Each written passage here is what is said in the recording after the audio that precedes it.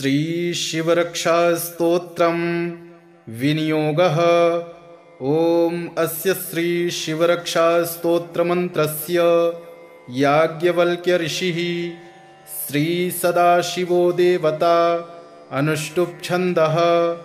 श्रीसदाशिवप्रीत्यर्थं शिवरक्षास्तोत्र पाठे विनियोगः। चरितं देवदेवस्य महादेवस्य पावनम् अपारं परमोदारं चतुर्वर्गस्य साधनं गौरीविनायकोपेतं पञ्चवक्त्रं त्रिनेत्रकं शिवं ध्यात्वा दशभुजं शिवरक्षां पठेन्नरः। गङ्गाधरः शिरः पातु भालमर्धेन्दुशेखरः नयने मदनध्वंसी कर्णौ सर्पविभूषणः। घ्राणं पातु पुरारातिर्मुखं पातु जगत्पतिः जिह्वां वागीश्वरः पातु कन्धरां शितिकन्धरः। श्रीकण्ठः पातु मे कण्ठं स्कन्धौ विश्वधुरन्धरः भुजौ भूभारसंहर्ता करौ पातु पिनाग्ध्रिक। हृदयं शङ्करः पातु जठरं गिरिजापतिः नाभिं मृत्युञ्जयः पातु कटिव्याघ्रजिनाम्बरः। सक्थिनी पातु दीनार्त शरणागतवत्सलः ऊरु महेश्वरः पातु जानुनी जगदीश्वरः। जङ्घे पातु जगत्कर्ता गुल्फौ पातु गणाधिपः। चरणौ करुणासिन्धुः सर्वाङ्गानि सदाशिवः। एतां शिवबलोपेतां रक्षां यः सुकृती पठेत् स भुक्त्वा सकलान् कामान् शिवसायुज्यमाप्नुयात्। ग्रहभूतपिशाचाद्यास्त्रैलोक्ये विचरन्ति ये दूरादाशु पलायन्ते शिवनामाभिरक्षणात्। अभयं करनामेदं कवचं पार्वतीपतेः भक्त्या बिभर्ति यः कण्ठे तस्य वश्यं जगत्त्रयम्। इमां नारायणः स्वप्ने शिवरक्षां यथा दिशत प्रातरुत्थाय योगीन्द्रो याज्ञवल्क्यस्तथा लिखत। चरितं देवदेवस्य महादेवस्य पावनम् अपारं परमोदारं चतुर्वर्गस्य साधनं गौरीविनायकोपेतं पञ्चवक्त्रं त्रिनेत्रकं शिवं ध्यात्वा दशभुजं शिवरक्षां पठेन्नरः। गङ्गाधरः शिरः पातु भालमर्धेन्दुशेखरः नयने मदनध्वंसी कर्णौ सर्पविभूषणः। घ्राणं पातु पुरारातिर्मुखं पातु जगत्पतिः जिह्वां वागीश्वरः पातु कन्धरां शितिकन्धरः। श्रीकण्ठः पातु मे कण्ठं स्कन्धौ विश्वधुरन्धरः भुजौ भूभारसंहर्ता करौ पातु पिनाग्ध्रिक।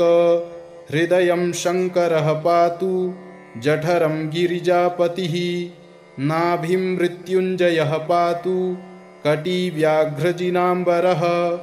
सक्थिनी पातु दीनार्त शरणागतवत्सलः ऊरु महेश्वरः पातु जानुनी जगदीश्वरः। जङ्घे पातु जगत्कर्ता गुल्फौ पातु गणाधिपः। चरणौ करुणासिन्धुः सर्वाङ्गानि सदाशिवः। एतां शिवबलोपेतां रक्षां यः सुकृती पठेत् स भुक्त्वा सकलान् कामान् शिवसायुज्यमाप्नुयात्। ग्रहभूतपिशाचाद्यास्त्रैलोक्ये विचरन्ति ये दूरादाशु पलायन्ते शिवनामाभिरक्षणात्। अभयं करनामेदं कवचं पार्वतीपतेः भक्त्या बिभर्ति यः कण्ठे तस्य वश्यं जगत्त्रयम्। इमां नारायणः स्वप्ने शिवरक्षां यथा दिशत प्रातरुत्थाय योगीन्द्रो याज्ञवल्क्यस्तथा लिखत। चरितं देवदेवस्य महादेवस्य पावनम् अपारं परमोदारं चतुर्वर्गस्य साधनं गौरीविनायकोपेतं पञ्चवक्त्रं त्रिनेत्रकं शिवं ध्यात्वा दशभुजं शिवरक्षां पठेन्नरः। गङ्गाधरः शिरः पातु भालमर्धेन्दुशेखरः नयने मदनध्वंसी कर्णौ सर्पविभूषणः। घ्राणं पातु पुरारातिर्मुखं पातु जगत्पतिः जिह्वां वागीश्वरः पातु कन्धरां शितिकन्धरः। श्रीकण्ठः पातु मे कण्ठं स्कन्धौ विश्वधुरन्धरः भुजौ भूभारसंहर्ता करौ पातु पिनाग्ध्रिक। हृदयं शङ्करः पातु जठरं गिरिजापतिः नाभिं मृत्युञ्जयः पातु कटिव्याघ्रजिनाम्बरः। सक्थिनी पातु दीनार्त शरणागतवत्सलः ऊरू महेश्वरः पातु जानुनी जगदीश्वरः। जङ्घे पातु जगत्कर्ता गुल्फौ पातु गणाधिपः। चरणौ करुणासिन्धुः सर्वाङ्गानि सदाशिवः। एतां शिवबलोपेतां रक्षां यः सुकृती पठेत् स भुक्त्वा सकलान् कामान् शिवसायुज्यमाप्नुयात्। ग्रहभूतपिशाचाद्यास्त्रैलोक्ये विचरन्ति ये दूरादाशु पलायन्ते शिवनामाभिरक्षणात्। अभयं करनामेदं कवचं पार्वतीपतेः भक्त्या बिभर्ति यः कण्ठे तस्य वश्यं जगत्त्रयम्। इमां नारायणः स्वप्ने शिवरक्षां यथा दिशत प्रातरुत्थाय योगीन्द्रो याज्ञवल्क्यस्तथा लिखत। चरितं देवदेवस्य महादेवस्य पावनम् अपारं परमोदारं चतुर्वर्गस्य साधनं गौरीविनायकोपेतं पञ्चवक्त्रं त्रिनेत्रकं शिवं ध्यात्वा दशभुजं शिवरक्षां पठेन्नरः। गङ्गाधरः शिरः पातु भालमर्धेन्दुशेखरः नयने मदनध्वंसी कर्णौ सर्पविभूषणः। घ्राणं पातु पुरारातिर्मुखं पातु जगत्पतिः जिह्वां वागीश्वरः पातु कन्धरां शितिकन्धरः। श्रीकण्ठः पातु मे कण्ठं स्कन्धौ विश्वधुरन्धरः भुजौ भूभारसंहर्ता करौ पातु पिनाग्ध्रिक। हृदयं शङ्करः पातु जठरं गिरिजापतिः नाभिं मृत्युञ्जयः पातु कटिव्याघ्रजिनाम्बरः।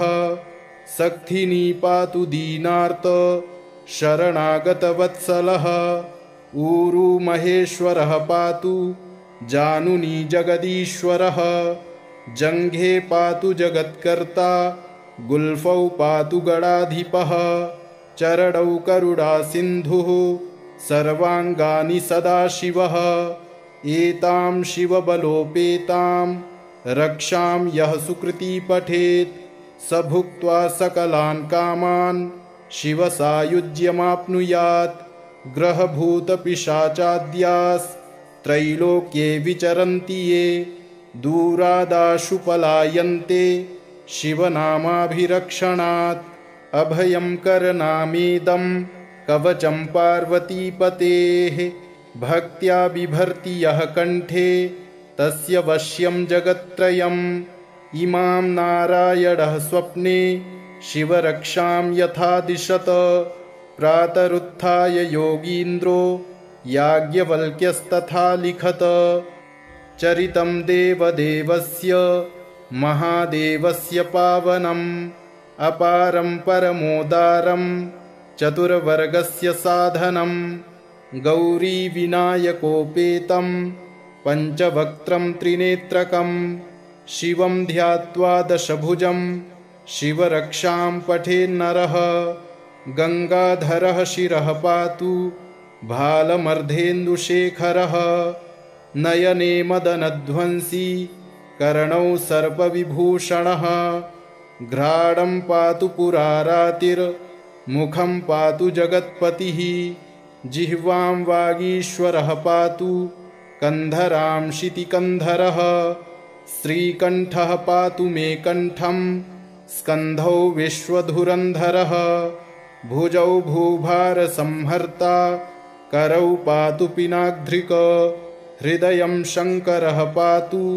जठरं गिरिजापतिः नाभिं मृत्युञ्जयः पातु कटिव्याघ्रजिनाम्बरः सक्थिनी पातु दीनार्त शरणागतवत्सलः ऊरू महेश्वरः पातु जानुनी जगदीश्वरः जङ्घे पातु जगत्कर्ता गुल्फौ पातु गणाधिपः चरणौ करुणासिन्धुः सर्वाङ्गानि सदाशिवः एतां शिवबलोपेतां रक्षां यः सुकृती पठेत् स भुक्त्वा सकलान् कामान् शिवसायुज्यमाप्नुयात् ग्रहभूतपिशाचाद्यास्त्रैलोक्ये विचरन्ति ये दूरादाशु पलायन्ते शिवनामाभिरक्षणात् अभयं करनामेदं कवचं पार्वतीपतेः भक्त्या बिभर्ति यः कण्ठे तस्य वश्यं जगत्त्रयम् इमां नारायणः स्वप्ने शिवरक्षां यथा दिशत प्रातरुत्थाय योगीन्द्रो याज्ञवल्क्यस्तथा लिखत चरितं देवदेवस्य महादेवस्य पावनम् अपारं परमोदारं चतुर्वर्गस्य साधनं गौरीविनायकोपेतं पञ्चवक्त्रं त्रिनेत्रकं शिवं ध्यात्वा दशभुजं शिवरक्षां पठेन्नरः गङ्गाधरः शिरः पातु भालमर्धेन्दुशेखरः नयने मदनध्वंसी कर्णौ सर्पविभूषणः घ्राणं पातु पुरारातिर्मुखं पातु जगत्पतिः जिह्वां वागीश्वरः पातु कन्धरां शितिकन्धरः श्रीकण्ठः पातु मे कण्ठं स्कन्धौ विश्वधुरन्धरः भुजौ भूभारसंहर्ता करौ पातु पिनाग्ध्रिक हृदयं शङ्करः पातु जठरं गिरिजापतिः नाभिं मृत्युञ्जयः पातु कटिव्याघ्रजिनाम्बरः सक्थिनी पातु दीनार्त शरणागतवत्सलः ऊरू महेश्वरः पातु जानुनी जगदीश्वरः जङ्घे पातु जगत्कर्ता गुल्फौ पातु गणाधिपः चरणौ करुणासिन्धुः सर्वाङ्गानि सदाशिवः एतां शिवबलोपेतां रक्षां यः सुकृती पठेत् स भुक्त्वा सकलान् कामान्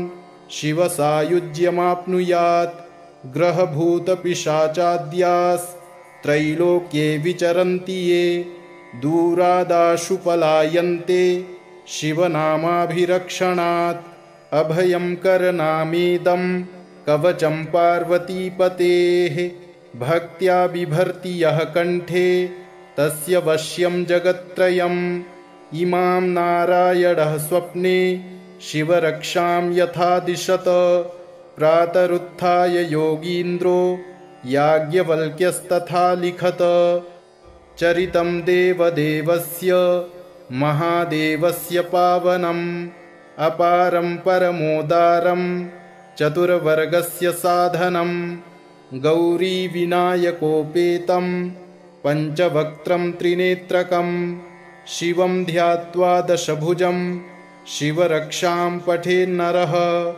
गङ्गाधरः शिरः पातु भालमर्धेन्दुशेखरः नयने मदनध्वंसी कर्णौ सर्पविभूषणः घ्राणं पातु पुरारातिर्मुखं मुखं पातु जगत्पतिः जिह्वां वागीश्वरः पातु कन्धरां शितिकन्धरः श्रीकण्ठः पातु मे कण्ठं स्कन्धौ विश्वधुरन्धरः भुजौ भूभारसंहर्ता करौ पातु पिनाग्ध्रिक हृदयं शङ्करः पातु जठरं गिरिजापतिः नाभिं मृत्युञ्जयः पातु कटिव्याघ्रजिनाम्बरः सक्थिनी पातु दीनार्त शरणागतवत्सलः ऊरू महेश्वरः पातु जानुनी जगदीश्वरः जङ्घे पातु जगत्कर्ता गुल्फौ पातु गणाधिपः चरणौ करुणासिन्धुः सर्वाङ्गानि सदाशिवः एतां शिवबलोपेतां रक्षां यः सुकृती पठेत् स भुक्त्वा सकलान् कामान् शिवसायुज्यमाप्नुयात् ग्रहभूतपिशाचाद्यास्त्रैलोक्ये विचरन्ति ये दूरादाशु पलायन्ते शिवनामाभिरक्षणात् अभयं करनामेदं कवचं पार्वतीपतेः भक्त्या बिभर्ति यः कण्ठे तस्य वश्यं जगत्त्रयम् इमां नारायणः स्वप्ने शिवरक्षां यथा दिशत प्रातरुत्थाय योगीन्द्रो याज्ञवल्क्यस्तथा लिखत चरितं देवदेवस्य महादेवस्य पावनम् अपारं परमोदारं चतुर्वर्गस्य साधनं गौरीविनायकोपेतं पञ्चवक्त्रं त्रिनेत्रकं शिवं ध्यात्वा दशभुजं शिवरक्षां पठेन्नरः गङ्गाधरः शिरः पातु भालमर्धेन्दुशेखरः नयने मदनध्वंसी कर्णौ सर्पविभूषणः घ्राणं पातु पुरारातिर्मुखं पातु जगत्पतिः जिह्वां वागीश्वरः पातु कन्धरां शितिकन्धरः श्रीकण्ठः पातु मे कण्ठं स्कन्धौ विश्वधुरन्धरः भुजौ भूभारसंहर्ता करौ पातु पिनाग्ध्रिक हृदयं शङ्करः पातु जठरं गिरिजापतिः नाभिं मृत्युञ्जयः पातु कटिव्याघ्रजिनाम्बरः सक्थिनी पातु दीनार्त शरणागतवत्सलः ऊरू महेश्वरः पातु जानुनी जगदीश्वरः जङ्घे पातु जगत्कर्ता गुल्फौ पातु गणाधिपः चरणौ करुणासिन्धुः सर्वाङ्गानि सदाशिवः एतां शिवबलोपेतां रक्षां यः सुकृती पठेत् स भुक्त्वा सकलान् कामान् शिवसायुज्यमाप्नुयात् ग्रहभूतपिशाचाद्यास्त्रैलोक्ये विचरन्ति ये दूरादाशु पलायन्ते शिवनामाभिरक्षणात् अभयं करनामेदं कवचं पार्वतीपतेः भक्त्या बिभर्ति यः कण्ठे तस्य वश्यं जगत्त्रयम् इमां नारायणः स्वप्ने शिवरक्षां यथा दिशत प्रातरुत्थाय योगीन्द्रो याज्ञवल्क्यस्तथा लिखत चरितं देवदेवस्य महादेवस्य पावनम् अपारं परमोदारं चतुर्वर्गस्य साधनं गौरीविनायकोपेतं पञ्चवक्त्रं त्रिनेत्रकं शिवं ध्यात्वा दशभुजं शिवरक्षां पठेन्नरः गङ्गाधरः शिरः पातु भालमर्धेन्दुशेखरः नयने मदनध्वंसी कर्णौ सर्पविभूषणः घ्राणं पातु पुरारातिर्मुखं पातु जगत्पतिः जिह्वां वागीश्वरः पातु कन्धरां शितिकन्धरः श्रीकण्ठः पातु मे कण्ठं स्कन्धौ विश्वधुरन्धरः भुजौ भूभारसंहर्ता करौ पातु पिनाग्ध्रिक हृदयं शङ्करः पातु जठरं गिरिजापतिः नाभिं मृत्युञ्जयः पातु कटिव्याघ्रजिनाम्बरः सक्थिनी पातु दीनार्त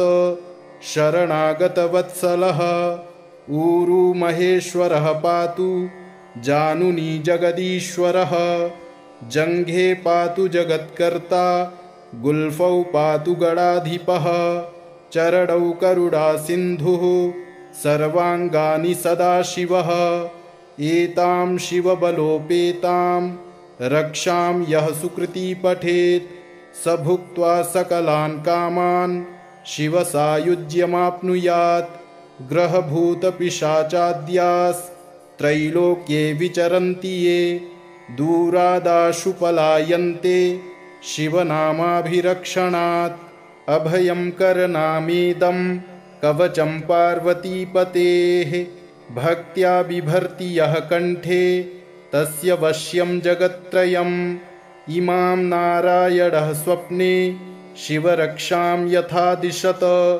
प्रातरुत्थाय योगीन्द्रो याज्ञवल्क्यस्तथा लिखत चरितं देवदेवस्य महादेवस्य पावनम् अपारं परमोदारं चतुर्वर्गस्य साधनं गौरीविनायकोपेतं पञ्चवक्त्रं त्रिनेत्रकं शिवं ध्यात्वा दशभुजं शिवरक्षां पठेन्नरः गङ्गाधरः शिरः पातु भालमर्धेन्दुशेखरः नयने मदनध्वंसी कर्णौ सर्पविभूषणः घ्राणं पातु पुरारातिर्मुखं पातु जगत्पतिः जिह्वां वागीश्वरः पातु कन्धरां शितिकन्धरः श्रीकण्ठः पातु मे कण्ठं स्कन्धौ विश्वधुरन्धरः भुजौ भूभारसंहर्ता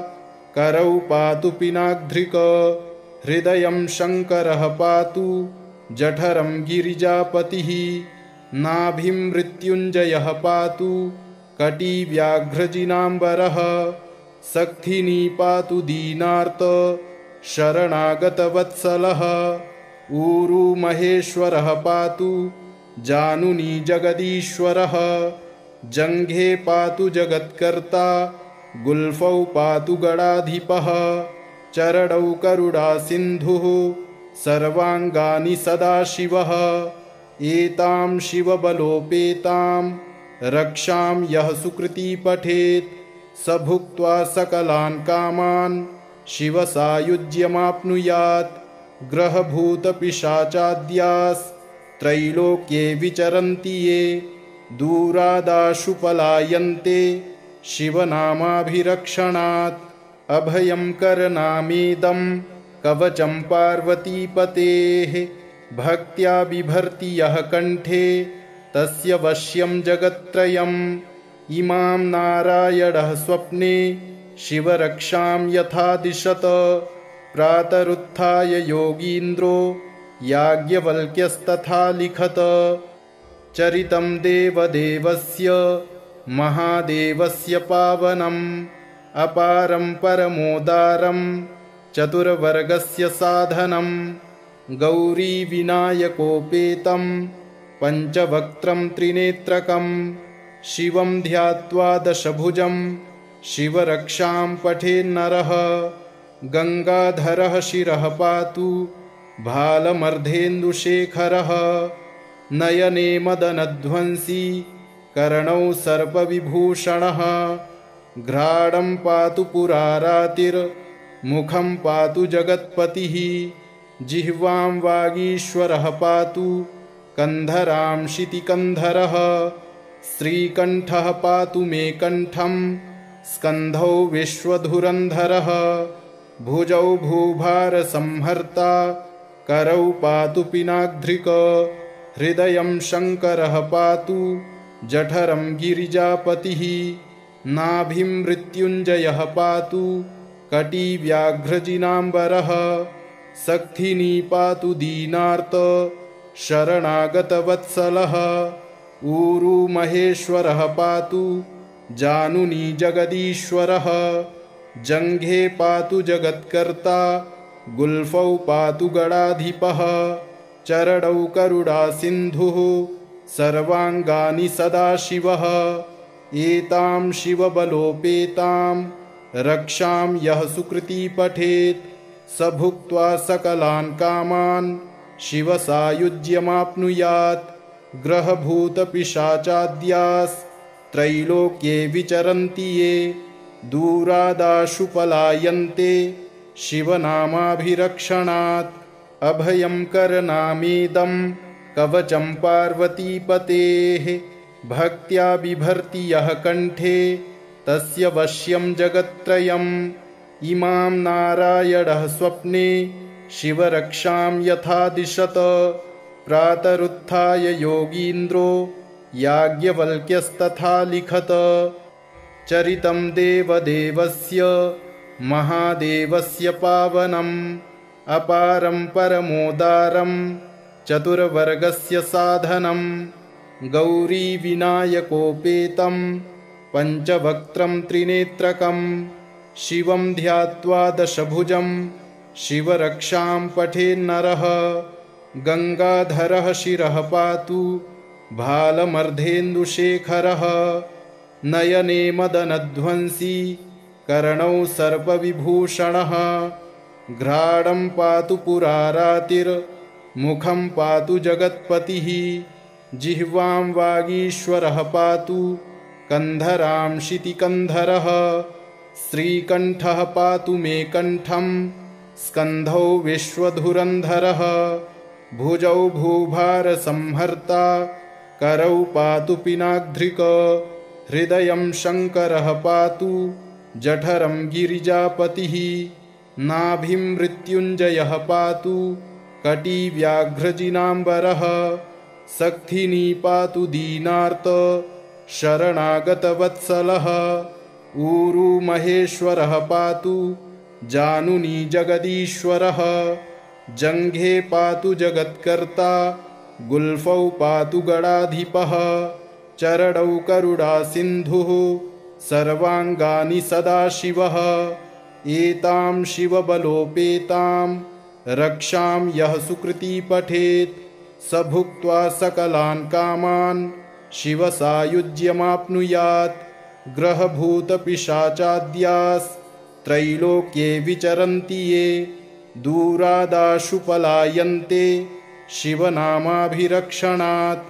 अभयं करनामेदं कवचं पार्वतीपतेः भक्त्या बिभर्ति यः कण्ठे तस्य वश्यं जगत्त्रयम् इमां नारायणः स्वप्ने शिवरक्षां यथा दिशत प्रातरुत्थाय योगीन्द्रो याज्ञवल्क्यस्तथा लिखत चरितं देवदेवस्य महादेवस्य पावनम् अपारं परमोदारं चतुर्वर्गस्य साधनं गौरीविनायकोपेतं पञ्चवक्त्रं त्रिनेत्रकं शिवं ध्यात्वा दशभुजं शिवरक्षां पठेन्नरः गङ्गाधरः शिरः पातु भालमर्धेन्दुशेखरः नयने मदनध्वंसी कर्णौ सर्पविभूषणः घ्राणं पातु पुरारातिर्मुखं पातु जगत्पतिः जिह्वां वागीश्वरः पातु कन्धरां शितिकन्धरः श्रीकण्ठः पातु मे कण्ठं स्कन्धौ विश्वधुरन्धरः भुजौ भूभारसंहर्ता करौ पातु पिनाग्ध्रिक हृदयं शङ्करः पातु जठरं गिरिजापतिः नाभिं मृत्युञ्जयः पातु कटिव्याघ्रजिनाम्बरः सक्थिनी पातु दीनार्त शरणागतवत्सलः ऊरू महेश्वरः पातु जानुनी जगदीश्वरः जङ्घे पातु जगत्कर्ता गुल्फौ पातु गणाधिपः चरणौ करुणासिन्धुः सर्वाङ्गानि सदाशिवः एतां शिवबलोपेतां रक्षां यः सुकृती पठेत् स भुक्त्वा सकलान् कामान् शिवसायुज्यमाप्नुयात्। ग्रहभूतपिशाचाद्यास्त्रैलोक्ये विचरन्ति ये दूरादाशु पलायन्ते शिवनामाभिरक्षणात्। अभयं करनामेदं कवचं पार्वतीपतेः भक्त्या बिभर्ति यः कण्ठे तस्य वश्यं जगत्त्रयम्। इमां नारायणः स्वप्ने शिवरक्षां यथा दिशत प्रातरुत्थाय योगीन्द्रो याज्ञवल्क्यस्तथा लिखत। चरितं देवदेवस्य महादेवस्य पावनम् अपारं परमोदारं चतुर्वर्गस्य साधनं। गौरीविनायकोपेतं पञ्चवक्त्रं त्रिनेत्रकं शिवं ध्यात्वा दशभुजं शिवरक्षां पठेन्नरः। गङ्गाधरः शिरः पातु भालमर्धेन्दुशेखरः नयने मदनध्वंसी कर्णौ सर्पविभूषणः। घ्राणं पातु पुरारातिर्मुखं पातु जगत्पतिः जिह्वां वागीश्वरः पातु कन्धरां शितिकन्धरः। श्रीकण्ठः पातु मे कण्ठं स्कन्धौ विश्वधुरन्धरः भुजौ भूभारसंहर्ता करौ पातु पिनाग्ध्रिक। हृदयं शङ्करः पातु जठरं गिरिजापतिः नाभिं मृत्युञ्जयः पातु कटिव्याघ्रजिनाम्बरः। सक्थिनी पातु दीनार्त शरणागतवत्सलः ऊरू महेश्वरः पातु जानुनी जगदीश्वरः। जङ्घे पातु जगत्कर्ता गुल्फौ पातु गणाधिपः।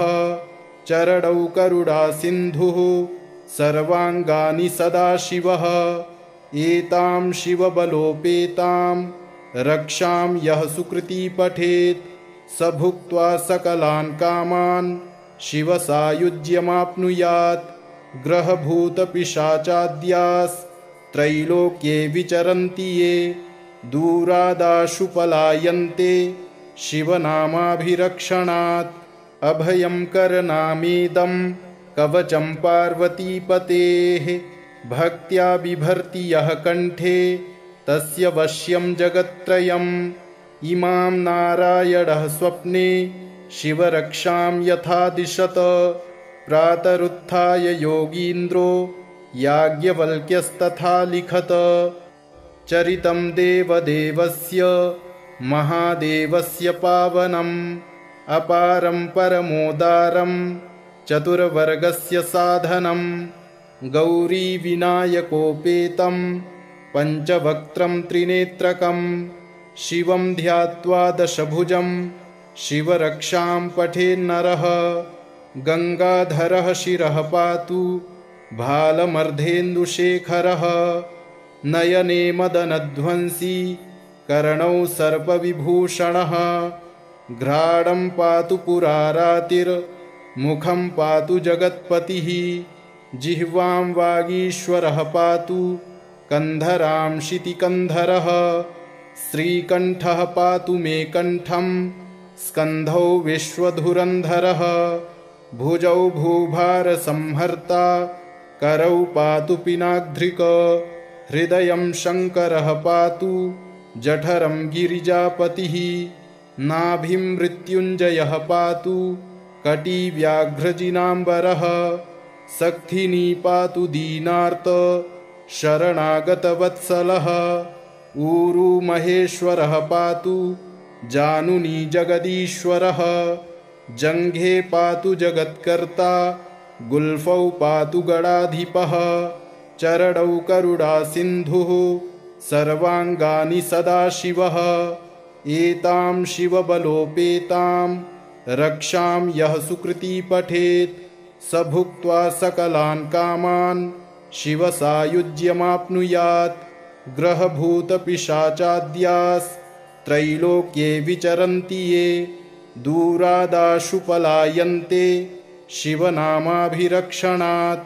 अभयं करनामेदं कवचं पार्वतीपतेः भक्त्या बिभर्ति यः कण्ठे तस्य वश्यं जगत्त्रयम् इमां नारायणः स्वप्ने शिवरक्षां यथा दिशत प्रातरुत्थाय योगीन्द्रो याज्ञवल्क्यस्तथा लिखत चरितं देवदेवस्य महादेवस्य पावनम् अपारं परमोदारं चतुर्वर्गस्य साधनं गौरीविनायकोपेतं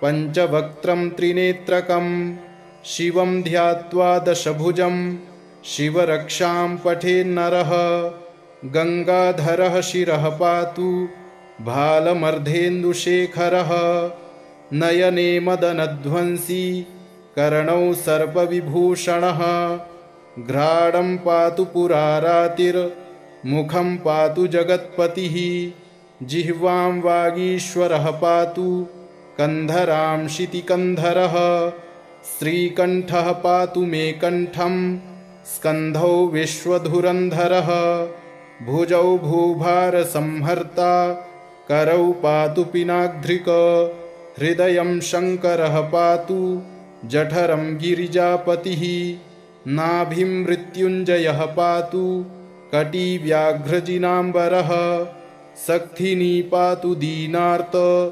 शरणागतवत्सलः ऊरू महेश्वरः पातु जानुनी जगदीश्वरः जङ्घे पातु जगत्कर्ता गुल्फौ पातु गणाधिपः चरणौ करुणासिन्धुः सर्वाङ्गानि सदाशिवः एतां शिवबलोपेतां रक्षां यः सुकृती पठेत् स भुक्त्वा सकलान् कामान् शिवसायुज्यमाप्नुयात् ग्रहभूतपिशाचाद्यास्त्रैलोक्ये विचरन्ति ये दूरादाशु पलायन्ते शिवनामाभिरक्षणात् अभयं करनामेदं कवचं पार्वतीपतेः भक्त्या बिभर्ति यः कण्ठे तस्य वश्यं जगत्त्रयम् इमां नारायणः स्वप्ने शिवरक्षां यथा दिशत